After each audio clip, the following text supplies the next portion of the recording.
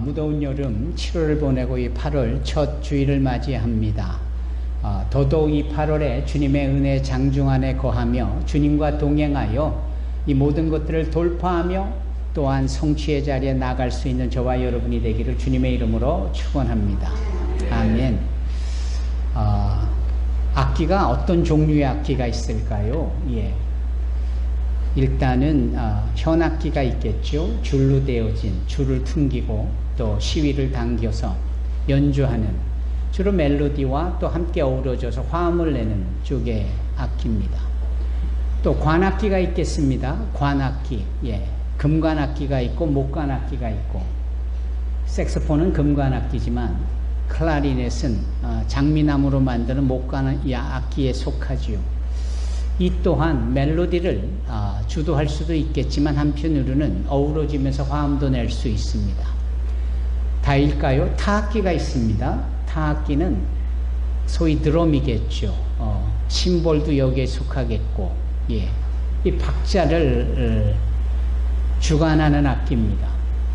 이 악기들이 서로 어우러지면서 소위 아름다운 화음과 멜로디를, 그리고 힘차거나 또 작곡자가 요구하는 대로 리듬에 맞추어 박자를 포함시켜 연주가 되어지고는 합니다. 저는 개인적으로 피아노와 그리고 기타를 좋아합니다. 그 이유는 이 많은 악기 중에 박자와 멜로디와 그리고 화음을 동시에 낼 수 있는 악기가 딱 두 가지, 피아노 또는 기타이기 때문입니다.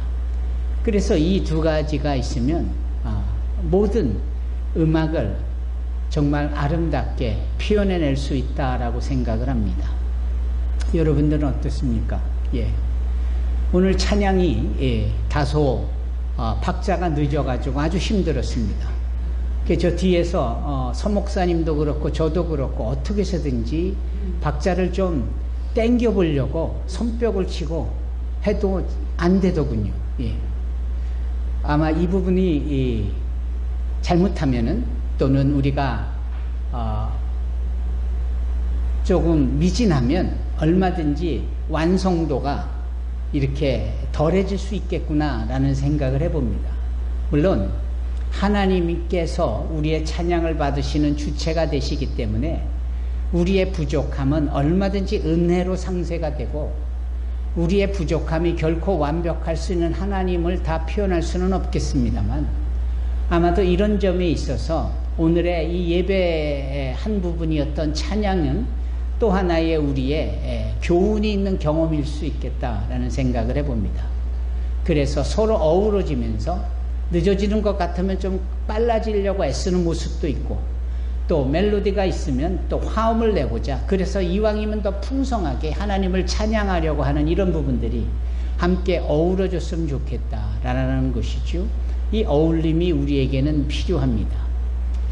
우리의 신앙도 어울림이 필요한 거예요. 내 자아로 인하여서 표현되어지는 것에 주님의 은혜로 아름답게 연출이 되어지고 또 표현이 되어지고, 그것이 더불어서 함께 이것도 행하고 저것도 행하는 일들로 함께 조화를 이룰 때, 그것이 소위 에베소서 3장과 2장에서 언급하고 있는 교회를 이루고 있는 성도들의 정체성이 아닐까 싶습니다.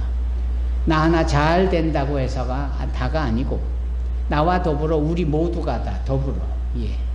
하나님의 말씀은 집단적인 소위 전체를 아우르는 그러한 말씀의 표현이고 사랑이고 완성이셨습니다. 물론 그 와중에 개인 하나하나에게도 방점을 찍으시고 초점을 맞추셨지만, 결국은 그래서 주 예수를 믿으라, 그리하면 규민아 너와 네 집이 구원을 얻으리라. 너만 구원을 받는 게 아니라 네 집도 구원을 얻는다. 이 집단이거든요. 전체를 의미하는 거거든요. 아브라함 한 사람을 통하여서 큰 민족을 이루고 복된 민족이 되게 하는 이 언약과 약속의 말씀이 한 사람 한 사람을 소중히 여기시고 찾아가 만나주시나, 그 사람을 훨씬 뛰어넘는 전체를 아우르고 함께 조화롭게 하나님의 구원의 자리에 서게 하는 큰 그림의 역사를 하나님은 펼치시고 계시더라. 그래서 이 여름에 우리가 어렵고 힘든 과정을 버티지만 서로 돕고 의지하고 앞에서 당겨주고 뒤에서 밀며 조화를 이루며 함께 협력하는 것이 정말 중요합니다. 어느 것 하나에 치우쳐서는 안 됩니다. 어느 것 하나에 항상 균형을 잡고 밸런스를 맞춰줄 필요가 있습니다. 어느 마을에 두 자매가 살고 있습니다. 수진이와 수연이 이야기는 아닙니다. 그런데 이 언니는요, 행동파예요. 그래서 무슨 일을 하든지 이 일을 행하는 것으로 자신을 드러내는 특징이 있더군요. 반면에 그 여동생은 자신이 누구인지에 대한 정체성에 대하여 좀 더 중요성을 두고 그렇게 자아에 대한 부분으로 자신의 신앙을 표현하려고 했습니다. 눈치채셨습니까? 누구시지요? 마르다와 마리아입니다. 마르다와 마리아. 이 마르다는 언니인데 일을 열심히 하는 자매입니다.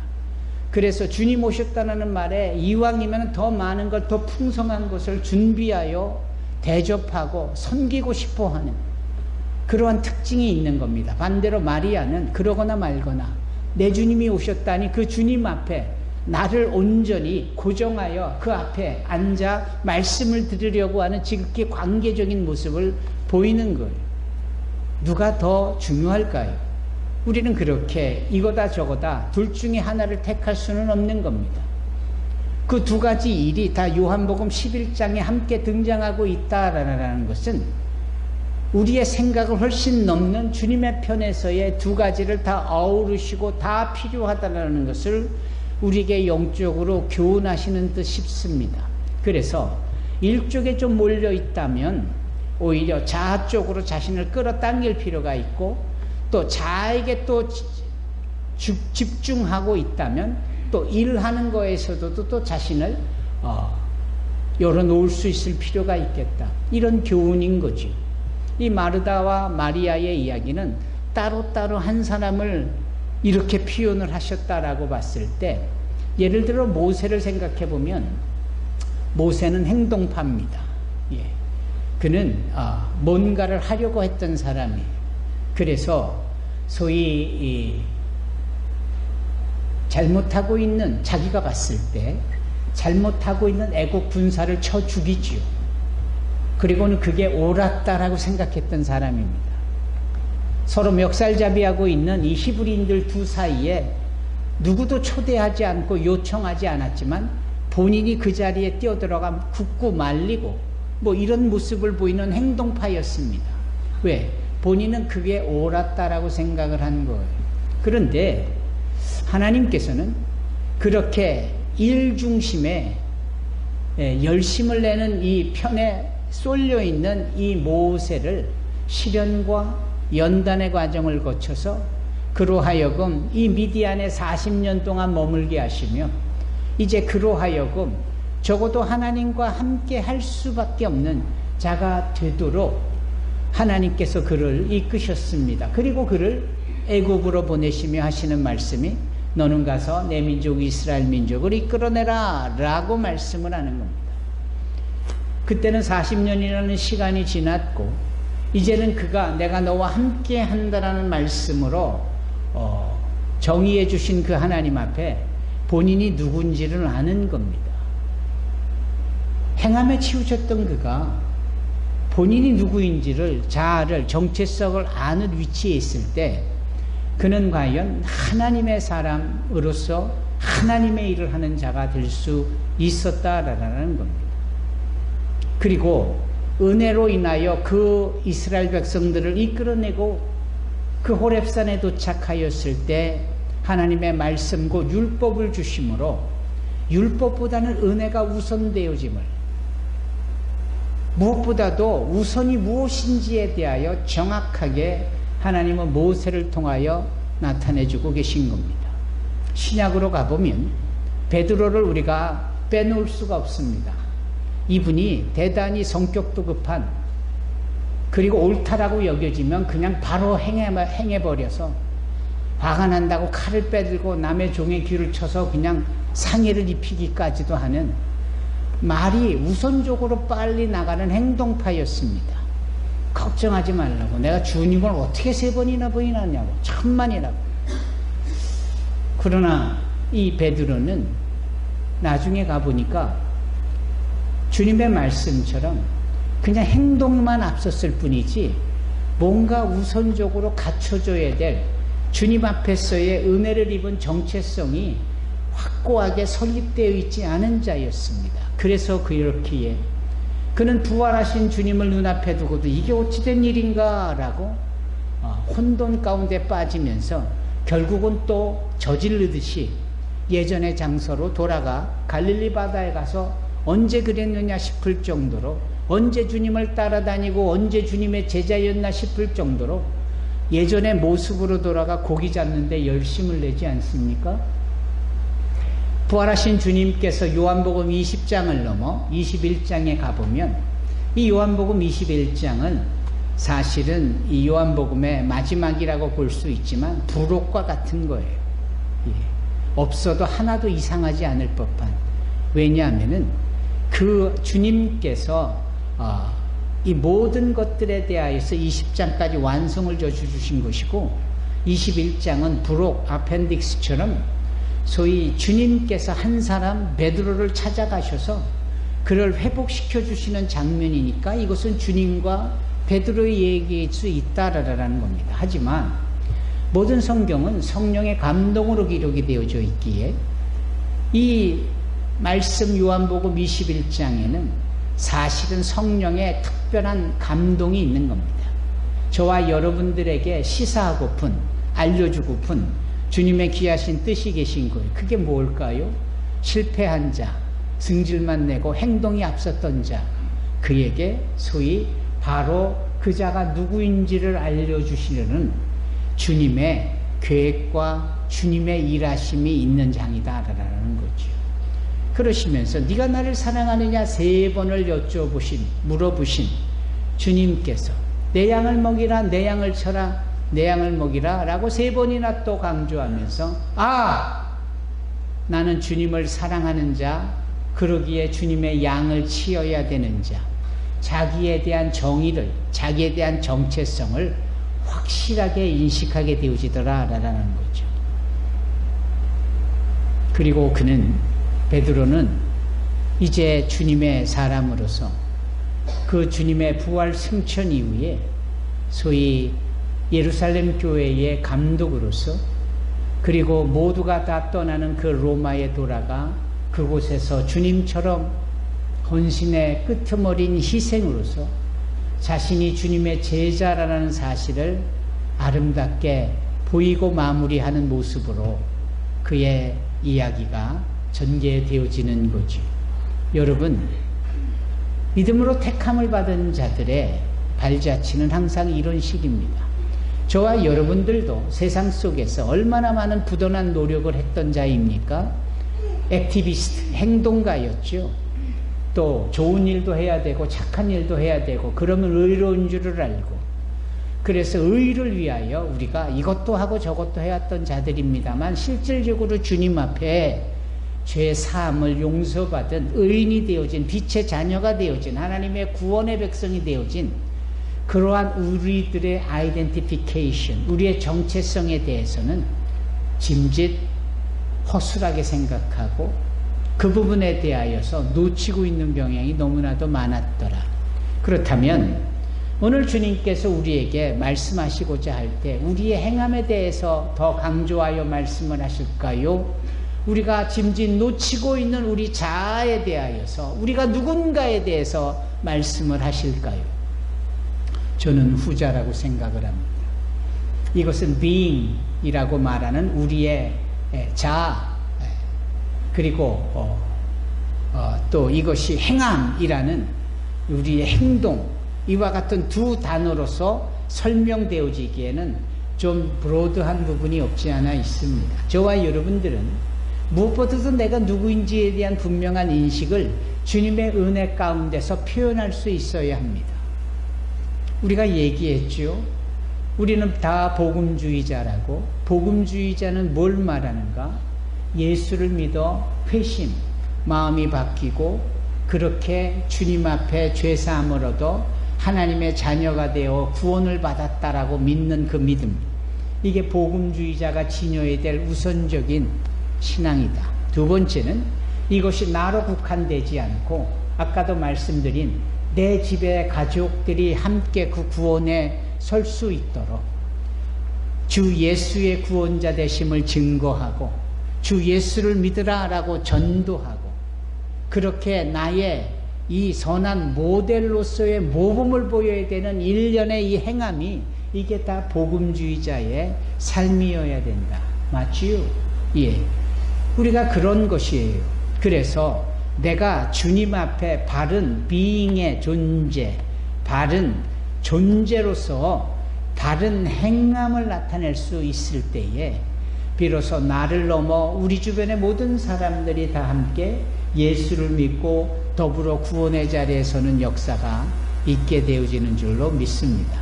성경은 그거를 구약 성경부터 신약 성경까지 반복적으로 택한 사람들을 통하여 그들의 삶을 통하여 말씀하고 있는 겁니다. 어떤 사람이 있었는데 이 사람들은 자기가 하는 일은 다 옳은 줄로 생각했어요. 그리고 그를 지켜보는 사람도 다 그 사람의 행함이 옳은 줄로 알았어요. 왜냐하면 그 사람이 학식이 높은 사람이었고 신분이 아주 뛰어난 분이었거든요. 예. 그러니까 진고를 넘어 성고에 해당하는 그런 수준 높은, 그냥 최고, 오늘날로 우리의 쉬운 표현대로라면 양반을 넘어 왕가의 자손, 뭐 이런 왕손이다. 벌써 다르잖아요. 이제 이런 점에 있어서 모든 사람이 인정할 만한 사람이었다니까요. 당대 최고의 석학인 가말리엘이라는 사람의 수제자이기도 했고, 실력은 또 얼마나 출중했는지 히브리어도 능통했고 헬라어도 능통했고 아람어도 능통했고 모르는 분이 없는 거예요. 지식도 많았고. 누구인 줄 아시죠? 제가 하나 둘 셋 하면 이름을 대시는 겁니다. 하나 둘 셋. 바울입니다. 그러면 이 바울이 주님을 언제 어디서 만났을까요?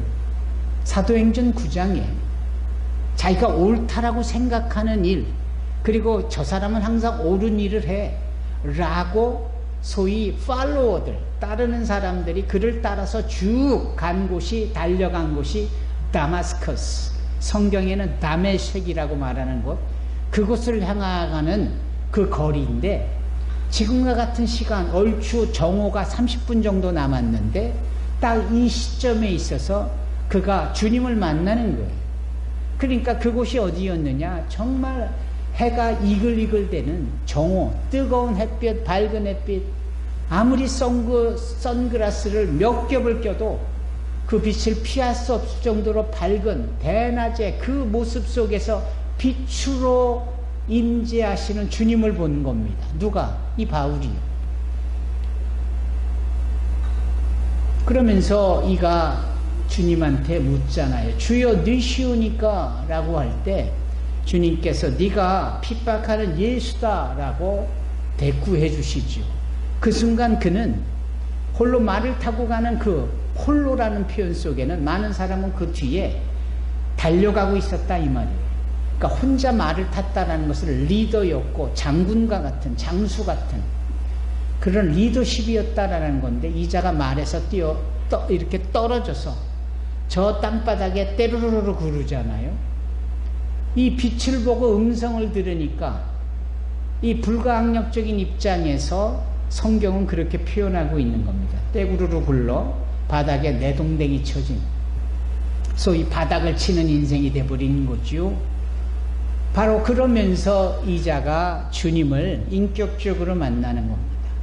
자기가 옳다라고 생각했던 것이 실은 다 잘못된 것이고 오해했던 것이고 스스로 미련하게 옳다라고 생각만 했던 것이지, 진정한 진짜는, 진리는 오직 주 예수 그리스도라는 사실을 그때서야 비로소 안 겁니다. 그러니 이자가 눈은 떴으나 눈에 진짜를 보지 못하는 가짜 눈에 불과했지요. 여러분 오이디푸스 신화를 기억하십니까? 오이디푸스, 그 그리스 신화에 나오는 왕이잖아요. 이 자가 자기 엄마도 못 알아보고 자기 아버지도 못 알아본 존재입니다. 그래서 자기 아버지를 칼로 쳐 죽이고 자기 어머니를 자기 아내로 맞이하게 되어진, 이 말이 됩니까? 이 그리스 신화에 나오는 오이디푸스가 그 사실을 알고는 행한 행동이 뭐예요? 칼을 빼들고 자기 두 누나를 도려내버리잖아요. 끔찍하죠? 보고도 제대로 보지도 못하는 이 눈을 둬서 뭐 하겠느냐라고 싶어서 이걸 빼버린 겁니다. 신화니까 그런 얘기가 가능할 수 있겠죠. 그런데 이자가 그렇게 두 눈을 뽑고 붕대로 감고 한참을 있다가 이제 상처가 아물어서 그가 이 붕대를 풀어낼 때 한 소리를 외칩니다. 혹시 아실까요? 뭐라 그랬을까요? 야, 나 보기 흉하지. 이랬을까요? 그렇지 않았습니다. 이 오이디푸스가 일갈한 내용이 이겁니다. 오 빛이요. 이렇게. 뭐라고요? 오 빛이요. 이렇게 얘기했다라는 거예요. 그 의미는 무엇일까요? 진짜 눈을 가지고도 제대로 보지 못했지만 그 눈을 다 뽑아버리고 나서 진짜 볼 수 있는 상황은 되지 못했을 때 느껴지는 이 현실감에 대하여 빛으로 표현한 겁니다.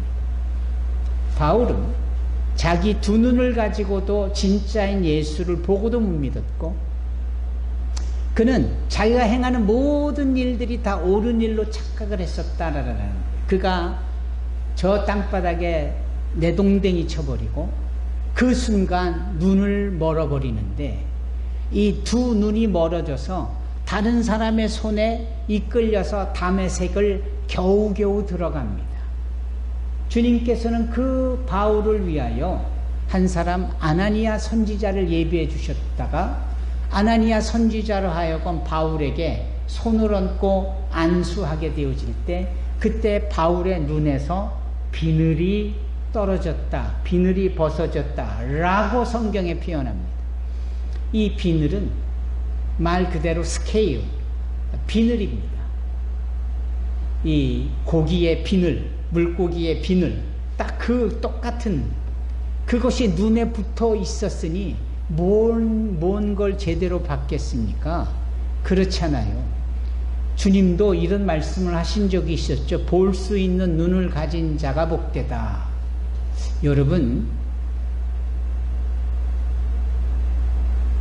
여러분들은 뭘 보고 계십니까? 여러분들 자아를 한번 보십시오.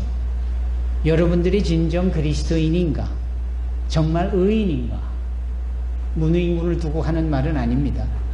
정말 여러분 우리 자신이 의인인가를 볼 수 있어야 하는 거예요. 이런 것들이 필요한 거죠. 바울은 그러한 사실을 나중에 가서 안 겁니다. 그는 자신에 대하여서 그래서 표현하는 단계까지, 카밍아웃 할 수 있는 단계까지 간 겁니다. 어디서? 저 지중해 너머에 있는 로마 사람들에게 편지를 보내는 겁니다. 그 편지를 보내면서 자신이 누군데 이 편지를 쓰는지에 대하여서 설명을 하는데, 그게 바로 오늘 로마서 1장 1절입니다. 뭐라고 표현합니까? 그리스도 예수의 종인 나 바울은 이렇게 표현하지요. 여기 오리지널 성경으로 보면 예수 그리스도의 종 바울은 사도로 부르심을 받아 하나님의 복음을 위하여 택정함을 입었다. 내가 누군지에 대하여서 바울이 이렇게 표현한 겁니다. 원래 바울은 원래 그 이름이 사울이에요. 사울이었다는 이름이 계명이 된 겁니다. 누구에 의해서 계명이 됐을까요? 본인이 스스로 계명한 겁니다. 자기는 정말 대단한 줄 알았거든요. 자기는 정말 최고인 줄 알았거든요. 사실은 최고라는 단어, 대단하다라는 단어, 크다라는 단어가 사울이라는 단어입니다. 그래서 그 부모가 그 사울을 낳을 때, 야, 너는 대단한 아이가 되라, 큰 아이가 되라. 정말 멋진 아이가 되라 해서 이름을 사울로 붙여준 거예요. 그래서 자기는 정말 평생 사울이라는 이름을 가지고 대단한 줄 알고 살았고, 정말 큰 자라고 생각을 했고, 멋진 자라고 생각을 했었거든요. 근데 주님을 만나고 보니까 개뿔 아무것도 아니었구나. 내가 개뿔은 고사하고 진짜를 몰라보고 가짜만 쫓았구나. 이런 형편없는 자 같으니라고. 그래서 자신을 낮추는 겁니다. 그래서 크다라는 반대가 되는 작다라는 뜻, 위대하다라는 것에 대한 반대인 별것 아니라는 뜻, 멋지다라는 단어보다는 흉하다라는 뜻, 그런 의미의 단어인 바울, 사울에서 바울로 자기 이름을 바꾸는 겁니다. 자기를 그렇게 바꿨다라는 것은 자신이 누군지에 대한 정체성을 분명히 인식하고 있다라는 것 아닙니까? 두 번째, 오늘 본문에서 예수 그리스도의 바울은 종이라는 표현을 써요. 예수 그리스도의 종, 이렇게. 종이라는 것은 자기 의지가 없는, 외부로부터 주어지는 명령과 요구에 합당하게 행하는 지극히 수동적이고 자기 주권이 허락되지 않는 신분이 종입니다. 헬라어로 이 부분을 둘로스라고 합니다. 바울은 단순히 자기의 정체성을 낮춘 것으로 끝내지 않고 자기는 임의로 자기가 주권적으로 뭘 하려고 하지 않았다라는, 옛날에는 자기 하고 싶은 대로 했다니까요. 그래서 저 설교하고 있는 스데반 집사를 돌로 쳐 죽이라고 자기가 능동적으로 그 부분에 대하여 개입을 했었던 자가 이 바울이었습니다. 자기가 듣자 하니 저 다메섹에 예수쟁이들이 많다 하니 저것들 다 잡아다가 감옥에 가둬야 되겠다. 자기가 멋대로 결정을 하고 멋대로 선택하고 멋대로 판단했다라는 겁니다. 그런데 그가 예수를 만나고 나서는 그가 어떻게 자신을 바꾸었고 자기의 정체성이 어떤지를 설명하느냐. 나는 작은 자 바울뿐만 아니라 나는 둘로스, 주님의 종이다. 예수 그리스도의 종이다. 따라서 나는 임의로 내가 하는 것 없이 예수 그리스도께서 하라시는 대로만 하고, 예수 그리스도께서 하지 말라는 것은 절대 안 하고, 그분이 가라 하면 가고 그분이 서라 하면 서고, 오직 예수 그리스도께서 나의 주인이 되어주신다 라는 것을 인정하여 자기 자신을 커밍아웃 하기를 나는 둘로스다, 이렇게 표현한 겁니다. 세 번째, 그는 폴로스 바울을 뿐만 아니라 둘로스 종뿐 아니라 여기 예수 그리스도의 종 바울은 사도로 부름을 받았다라는 거예요. 사도는 헬라 말로 아포스톨로스입니다. 아포스톨로스. 이 사도라는 것은 하나님의 말씀을 전하는, 보냄을 받은 메신저 역할을 하는. 그러니까 과거에 여러분 구약 성경에 사도는 누구였을까요? 선지자들이 아닙니까? 생각나는 선지자 계세요? 이사야 선지자, 호세아 선지자, 에스겔 선지자, 얼마나 선지자들이 많아요. 그 사람들이 다 아포스톨로스예요. 신약 성경에도 사도들이 좀 많아요. 예, 다 아포스톨로스예요.